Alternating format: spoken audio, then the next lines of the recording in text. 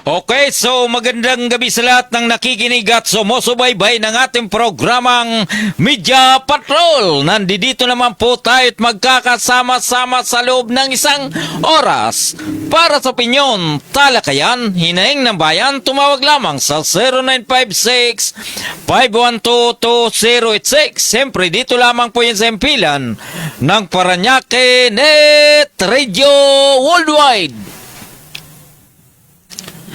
Luzon, Visayas at Mindanao. Ito po ang inyong lingkod, Gaspar Latam, na nagsasabing sa umaga, sa tanghali, maging sa gabi, tayo magkakasama-sama dito po sa ating programang Media Patrol.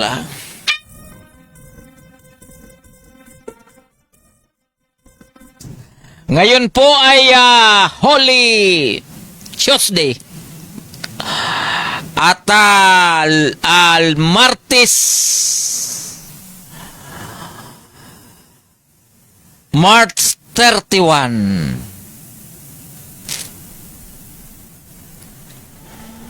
So bukas, Miyerkules, inanunsyo ng ating press secretary na si Claire Castro na yung pong sa mga pampublikong opisina or public office ay magkakaroon po ng tinatawag na online work from home. Yan. Yung mula alas 8 hanggang alas 12 ng tanghali, pagdating ng alauna hanggang alas 5, half day, the best.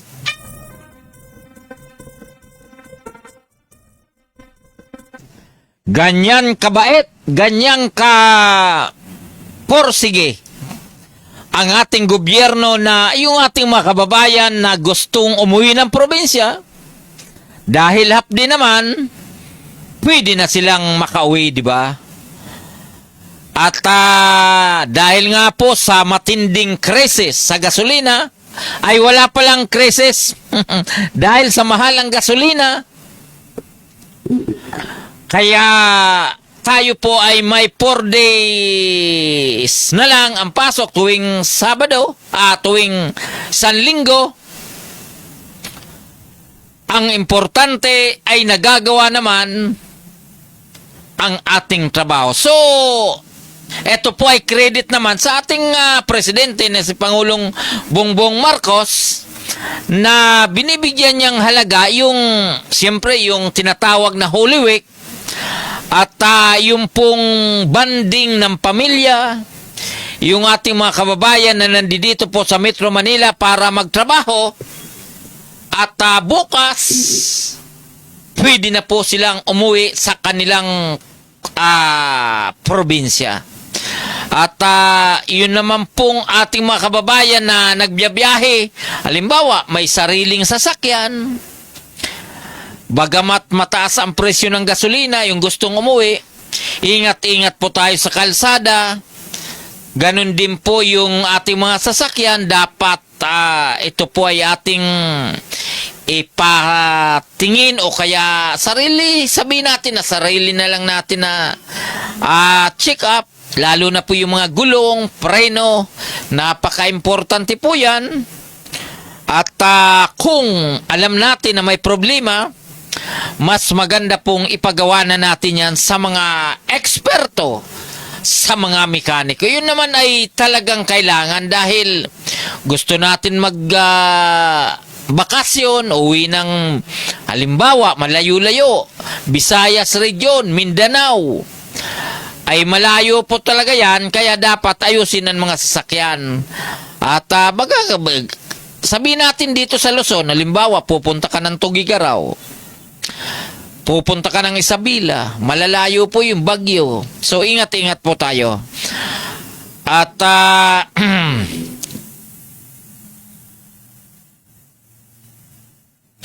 yung ating mga kababayan naman nasasakay lang ng mga pampublikong sasakyan, katulad po ng mga buses o bus.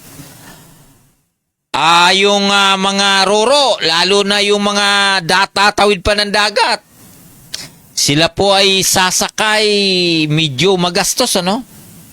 Noong isang kahapon yata yun, nung sinampulan ng Parañaque Integrated Terminal Exchange or PTEX, yung pong mga basis natin na nagtaas ng pamasahe, ay talaga naman na tila sila po ay nasampulan ng LTFRB. At advance po silang magtaas, samantalang wala pa naman pong bagong per hike, ano? Wala pa naman, pero sila ay nauna nang nagtaas. At bago naman nagmahal na araw, namigay naman po ang ating gobyerno na tig sa 10,000 bawat unit ng bus. Malaking bagay na rin po yun. Kaya pakiusap, sana para parehas naman tayo nahihirapan dahil sa sitwasyon, wag naman po tayong magsamantala. Iyon naman ay pakiusap lang kung pwede. Di ba? Yung pong mga ordinaryong manggagawa, wala pa naman pong itinatas na sweldo yan.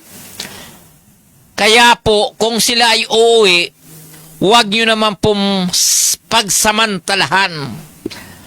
Dahil kabisado po kasi natin, pag ganitong mahal na araw, yung pong mga kolorom, yung mga private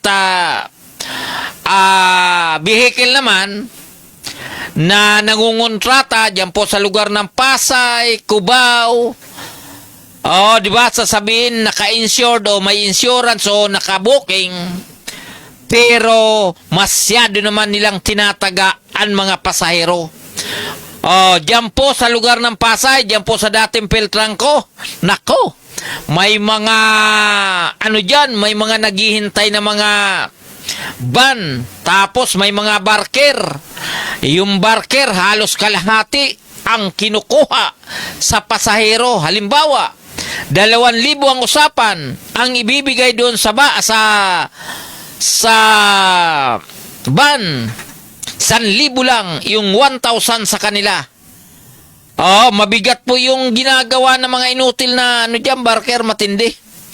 So doon po sa ating mga kababayan sa magbabakasyon, ingat-ingat po kayo at good luck. Batid po natin na nasa Holy Week tayo, kaunting ingat na lang po tayo. Okay, so ito naman po si Cavitex. Ito pong si Pangulong Ferdinand. Binuksan na po yung Cavitex C5 Segment 3B Libre Toll buong Abril. Ito pong Cavitex, ito po ay sa lugar ng Parañaque, Pasay. At binagtas po nito yung Kaingin Road. So maganda po ito. At ito pong sinasabi na gas and run suspect sa Quezon City, tukoy na. Actually, hindi lang tukoy dahil ito po ay sumuko na sa mga otoridad. Biyahero dagsa sa mga terminal, Holy Week, Exodus, umpisa na. Petron, nakabili na ng 2.48 million bariles ng Russian oil. Mabuti pa po itong Petron masigasig at nagdeklara na sila ay nakabili ng 2.48 million na bariles ng Russian oil. Magaling po talaga itong si Ramon ang magaling.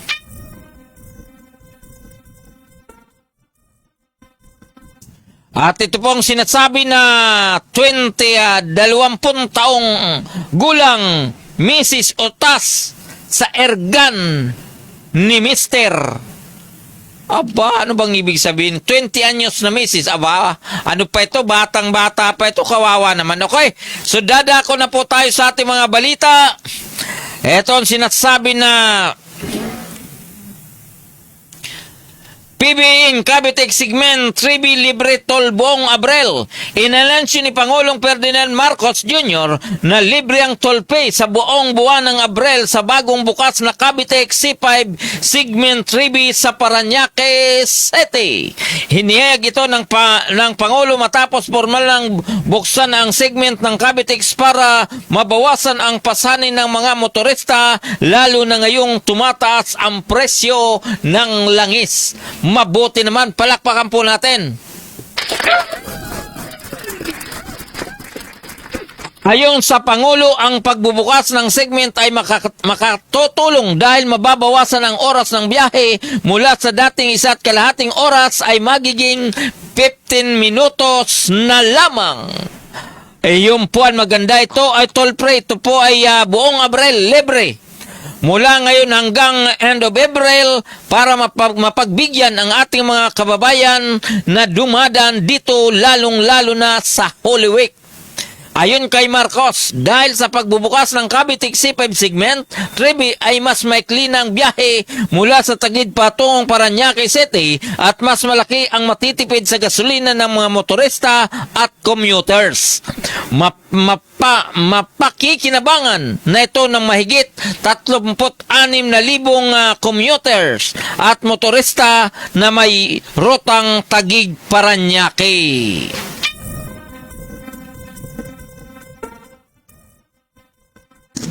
Alam niyo po, itong sinabing binuksan, ito po ay sa lugar ng Kaingin Road. Mula po rito sa multinasyonal, papunta doon sa may Merbel. Talagang yung ating mga kababayan na araw-araw dumadaan dyan, sobra ang traffic dahil sa paggawa ng Cavitex.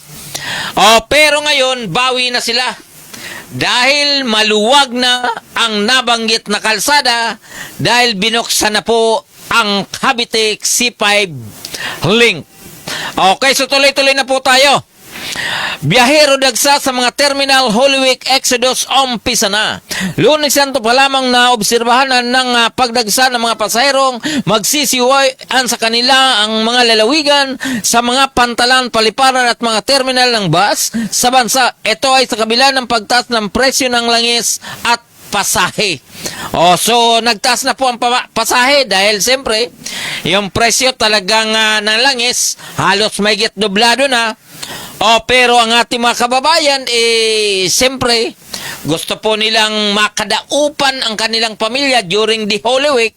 Kaya po sila ay tuloy-tuloy pa rin pong uwi sa kanilang probinsya. Ayon sa Philippine Coast Guard, mula alas 6 ng umaga hanggang alas 12 ng Lunes Santo ay mahigit na sa 78,000 pasahero ang naitala nila sa mga pantalan sa buong bansa. So, hindi po kayang pigilan ng pagtaas ng gasolina ang ating mga kababayan dahil gusto na pong makapiling ang kanilang pamilya. Okay, so Petro nakabili ng 2.48 million bariles ng Russian crude oil. Nasa 200.48 million bariles ng Russia crude oil ang binili ng Petron Corporation, ang nag-iisang oil refinery sa bansa. Bilang karagdagan sa kanilang supply ngayong lalo na pang lumalala ang kaguluhan sa gitnang silangan.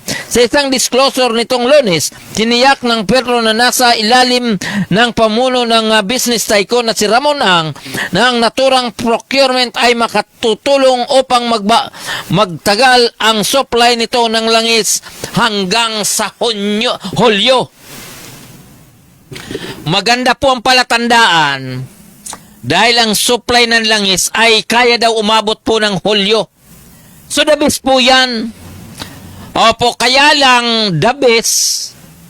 Pero yung pag-arangkada naman, yung pagtaas ng presyuhan ay talagang hindi tanggap ng ating mga kababayan. Lalong-lalo na po yung mga miyembro ng tatlong gulong o ng ating mga pampasahirong sasakyan dahil di umano sa manipulasyon ng mga big players o mga big oil company na talagang sila po ay sinasabi na sila po ay kumikita ng tiba-tiba. dahil sa pagsipa ng presyo ng langis sa ating bansa. Kaya lang, kung hindi naman bibili ang ating mga kababayan, paano na po ang ating ekonomiya? Paano na po ang takbo ng ating buhay kung wala po ang gasolina?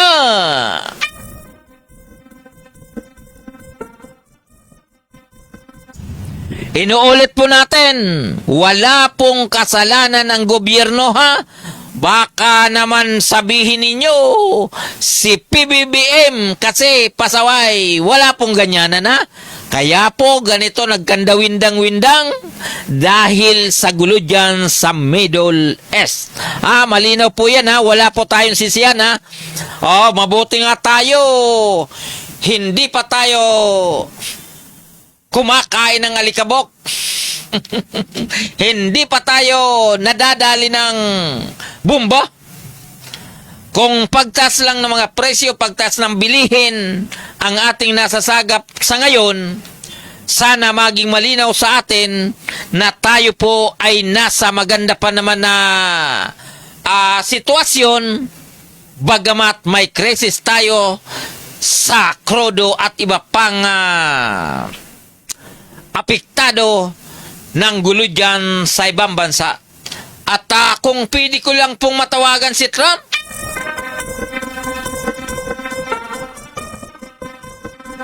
di ba, kung pwede lang nating tawagan yung Israel at saka yung Iran, baka sabihin ko na yung yung mga pinaggagawa nyo na kayo lang ang nagpoporsige, samantalang kaming nasa malayong lugar naman, ay kami ay inyong naapektuhan sa inyong maling desisyon. Dahil ang pakikipaglaban, yung gira o digmaan, kung ako lang po ang inyong tatanungin, maling desisyon po yan. Una, yung pong Iran na sinasabi nga po ay may mga iba't ibang uri ng armas, lalong-lalo na po yung nuclear, ayaw payagan ng Israel, ayaw payagan ng Amerika ng ang bansang Iran ay bumuo ng isang pinagbabawal na sandata na pwedeng lagasin, pwedeng durugin ang bansa kung saan sila galit. Kaya lang, eto po mga mayayamang bansa yan, Iran, Israel, Saudi Arabia, at yung mga bansa dyan sa Middle East, mayayaman at mayayaman yan. Pero yung mga naghihirap sa buong mundo, ay tuloy-tuloy na hindi na tutulungan. Maging sa Saudi, alam naman natin, may mga naghihirap din. Lalo na ngayon sa Israel at saka diyan sa Iran, kung anong klaseng hirap ang nararanasan ngayon ng mga kababayan natin diyan sa lugar. Okay, so 60,000 pulis at saka 40,000 bombero ipinakalat ng DILG. Dahil sa tag-init siguro ito, inalerto ng Department of Interior and Local Government Unit ang Philippine National Police at PNP, Bureau of Fire Protections at lahat ng local government units na gawing ligtas, maayos at tahimik ang paggunita ng mamamayan sa panahon ng Semana Santa ngayong taong 2026. Sa pinalabas ng Memorandum Order, inatasan din ng DILG ang mga local chief executive na makipag-ugnayan sa kanyang local peace and order council at relevant teams para matiyak na ligtas at magkaroon ng reliable public transportation, emergency medical services at iba pang essential support system at magpakalat ng traffic enforcers. Barangay Peacekeeping Action Teams or BPAT, Public Safety Forces, medical personnel, at iba pang force multiplier sa mga potspread at high traffic areas, habang ang Oplan, Simala, Santa at Lakbay, Alalay ay ipinatutupad ng PNP ay naka-heightened alert at nag-deploy ng halos 6,000 personnel nationwide. Nako talaga. Ito naman ay hindi na po ito bago. Tuwing mahal na araw, ang ating mga alagad ng batas, mga mini uniform, ay palagi silang naka-alerto, high 10 alert, para masiguro ang ating mga kababayan na ligtas kung saan man po sila patutungo, dahil para na rin po sa kanilang kaligtasan.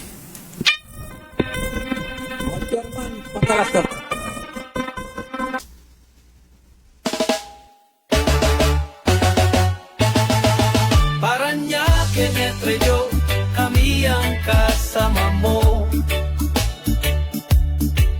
Hatid ay saya't kwento sa bawat panin ng mundo. Kasama si Gaspar Latam, tagapagbalitang tapat. Laging nasa ere, serbisyo ay sapat.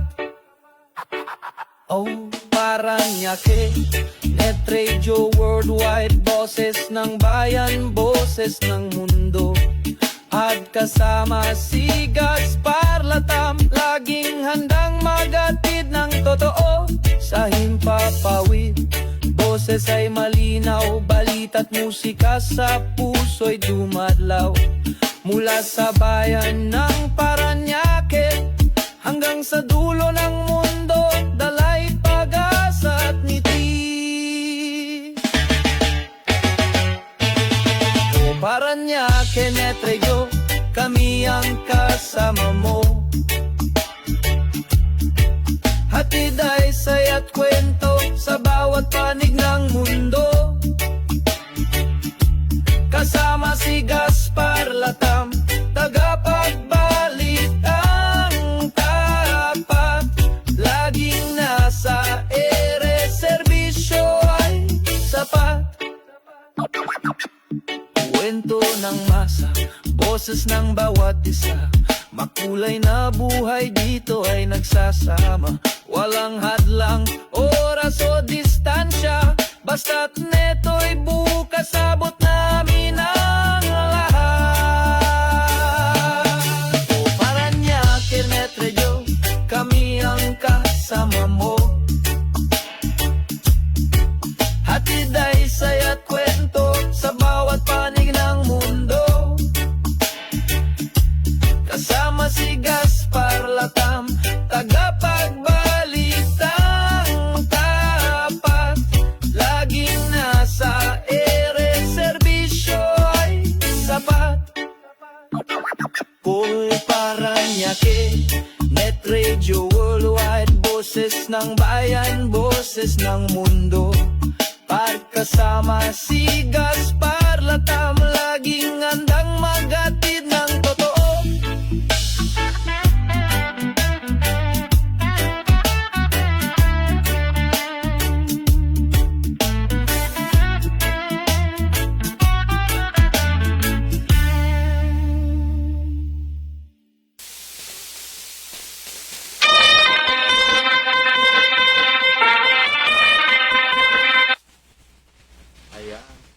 Oras po natin ay ganap ng alas 9:59 ng gabi.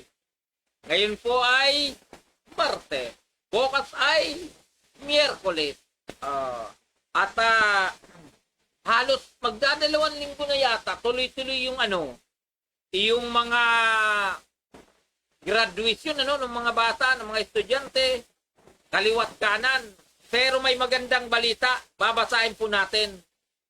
Nationwide School Building Program pupundohan ng PAGCOR.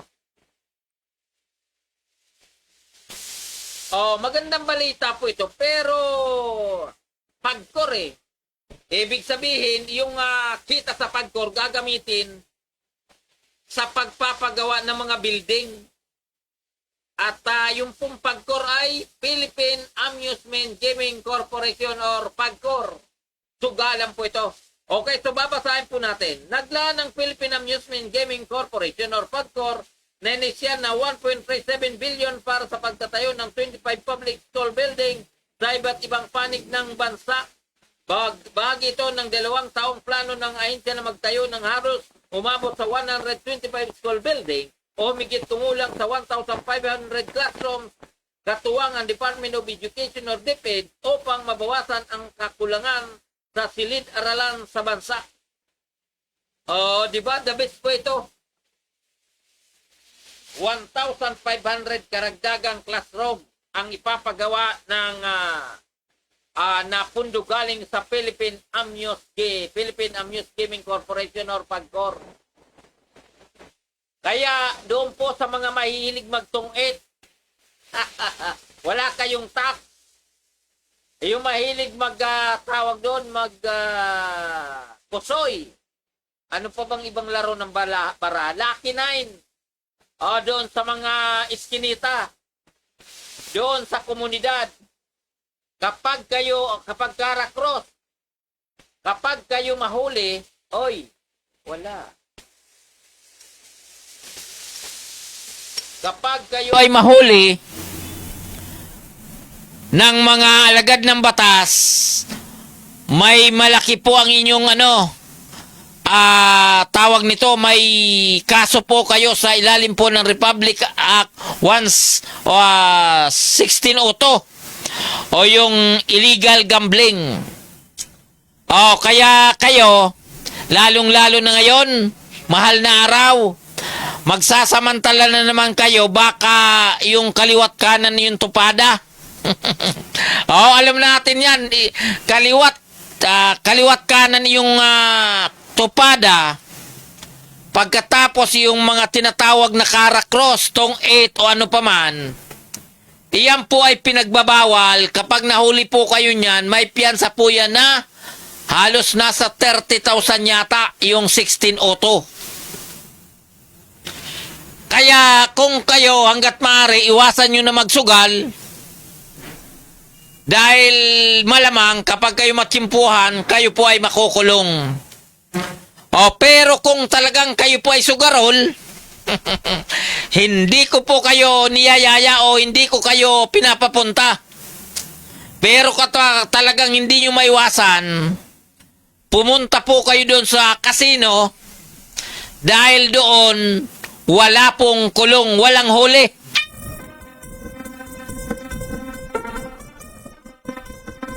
Alam natin na ang sugal ay bawal, pero pag pumasok kayo sa casino, wala pong bawal-bawal doon. Kahit magkano ang itaya mo, wag lang basta may pera ka.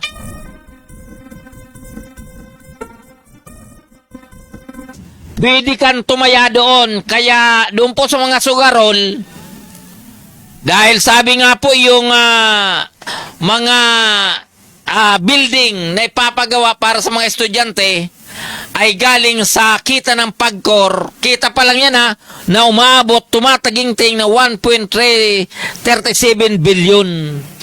Ganun kumikita ang PAGCOR. Yung po ay kita pa lamang. Paano na po yung mga operator niyan? Yung may mga may-ari na malalaking pasugalan na yan, pagkakalam ko, ilang porsyento lang ang binibigay ng mga yan sa gobyerno o kaya sa PAGCOR. The rest is halos kanila na. Natutuwa tayo dahil bibigyan ng PAGCOR ang ating mga kabataan para makapagpatayo ng silid-aralan. Pero yung mga natatalo naman, diyan po sa casino na yan, mas marami. Kaya lang sabi nila, anong paki mo? Pera ko naman yan. Oh, di ba? Oh, Martes Santo ngayon, napunta tayo doon kasi nabasa natin yung balita eh. Oh, tungkol sa pagkor. Oh, pero hindi naman yata, asa na ba yung mga cyber, expert, na hanggang ngayon, yung online na sugal na pinagbabawal, ay tuloy-tuloy pa rin.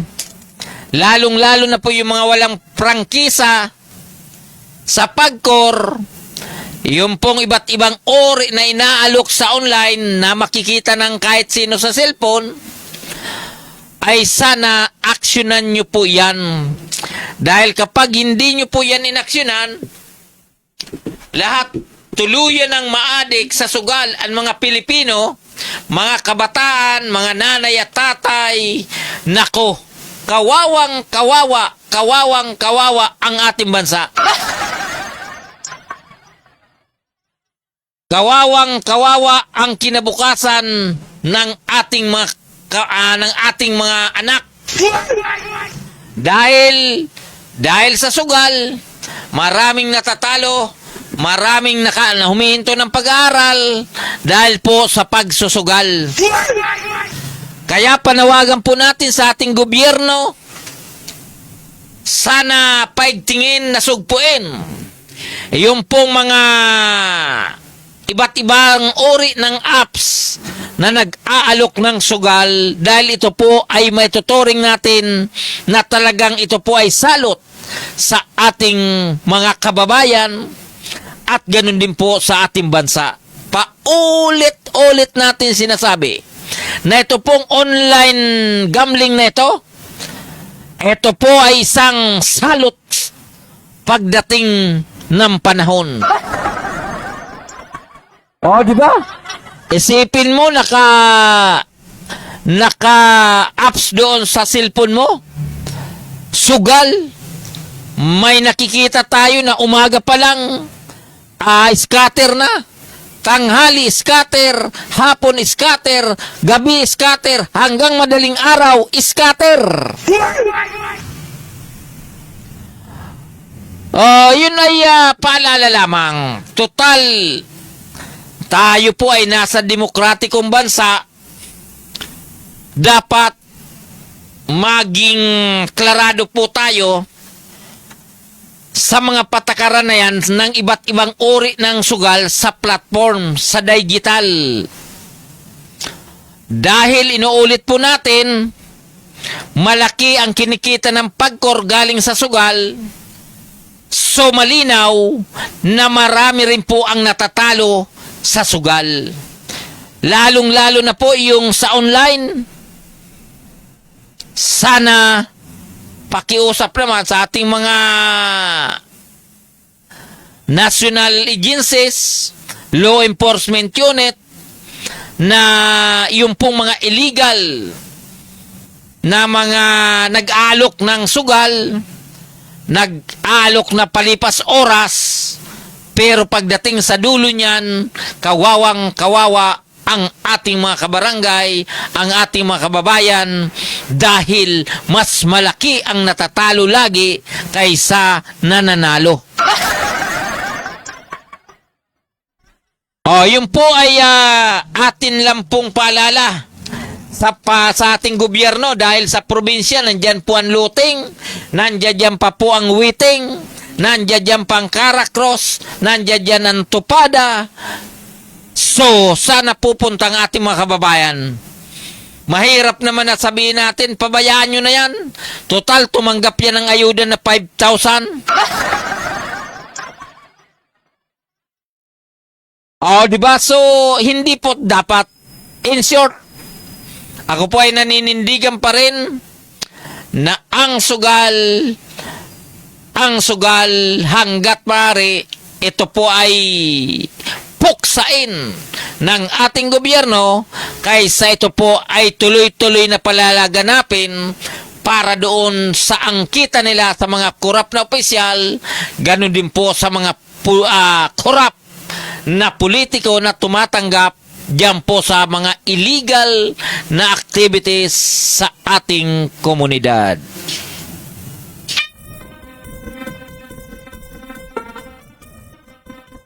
Okay, so tayo naman ay Martes Santo ngayon. Huwag na po natin masyadong uliratin, halungkatin kung ano yung mga kung ano yung mga issue natin, ano?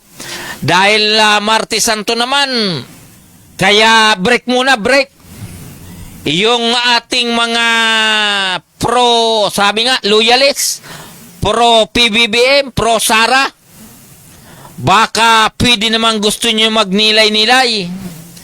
Lalong-lalo na po itong si Idol Robin Padilla na talagang tinutuligsa niya yung tungkol sa kasalukuyang nagaganap na impeachment trial against sa ating Vice President na si Sara Duterte. Both side naman, parehas naman po yan may katuwiran. Ayaw na rin po natin masyadong patulan yung tungkol sa mga nagaganap na hearing tungkol po sa usapin ng impeachment. Dahil trabaho naman po yan ng Kongreso, trabaho po yan ng Senado, ay bahala na po sila magtimbang tungkol sa mga ebidensya na ilalabas during the trial ng impeachment naman. At inuulit po natin, sana mula po sa barangay, city, national agencies, etc., sana break po muna tayo, wag na po muna tayo mag-away-away dahil nasa ilalim po tayo ng Holy Week at nasa ilalim pa rin po tayo ng crisis. Yun naman po ay kung okay lang sa inyo. Ngayon, kung ayaw nyo, di, bahala kayo. Di ba? Kasi lalo na yung mga kampi-kampi, yung talagang pinagpipilitan nila na tungkol sa usapin ng korupsyon, pinagpipilitan nila na talagang si Manay Anday Sara Duterte na ang magiging presidente sa darating na 2028, ay sana na may wag po muna kayong mag-isip ng ganon dahil yun po ay malayo pa. Pangalawa, may kalaban naman yan si Inday Sara. Bottom line, kaysa tayo ay laging magkakampi-kampihan, bottom line, ngayong Holy Week, sana po tayo ay magmahalan lamang 10 ng ating pamilya. Pwede ba yun?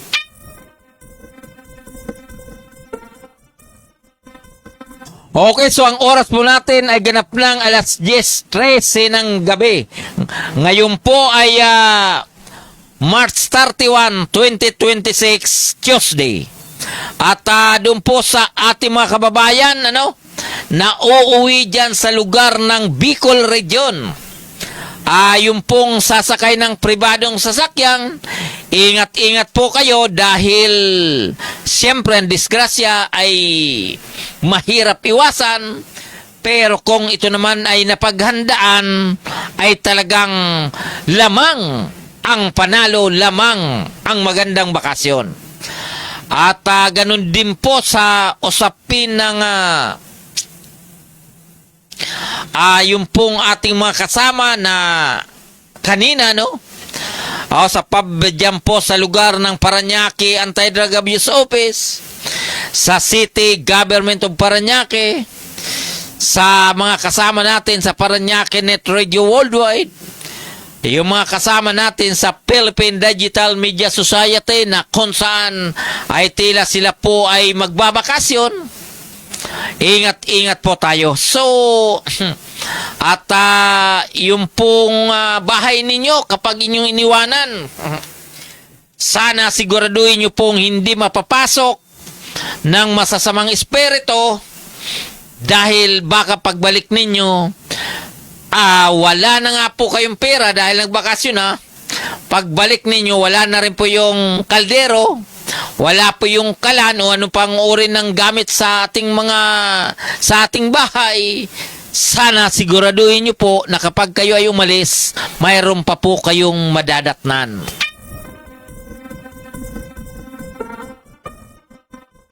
Di ba? Pwede ba yun? Baka pwede naman na maging maingat po tayo sa ating bakasyon at maging maingat din po tayo sa pag-iwan ng ating tahanan. At yung pong ating mga hayop naman po sa aso, kung tatagal po kayo, pwede nyo naman po sigurong ibilin doon po sa inyong kapitbahay dahil kayo nga po ay aalis o kaya magbabakasyon ngayong Holy Week. So, tayo po ay magninilay-nilay, ano?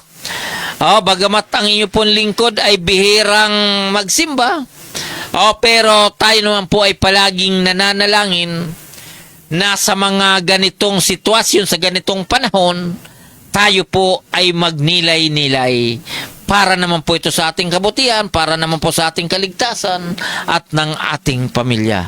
Okay, so ganun lang ang ano natin, ano? Ganun lang po ang ating paalala sa ating mga kababayan na sana po ay tayo ay ligtas kung saan man po tayo patutungo. Oo. So, Mr. Chairman, malapit na tayong magtapos at sana ikasamo mamaya yung pagkatapos ng ating programa, ikasamo yung drug-free world. At inuulit ko, regards ko po kayo, Luzon, Visayas at Mindanao. Ito po ano yung lingkod? Gaspar Latam na nagsasabing sa umaga, sa tanghali, maging sa gabi, tayo magkakasama-sama dito po sa ating programang Media Patrol. Bye-bye! Bye-bye! Mamahalin niya raw ako habang buhay kung hihit-hit kami ng crack. Diyan ka lang! Tumahimik ka! Tahimik! Wala kang kwenta! Isa ka lang! Mahal kita! Tumigil ka sabi! Tama Sinusubukan na! ko tumulong!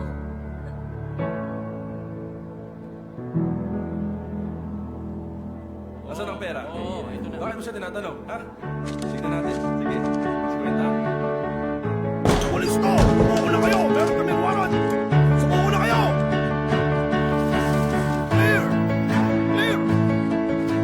Sumuko ka na! Itaas ang mga kamay at tumarap sa pader!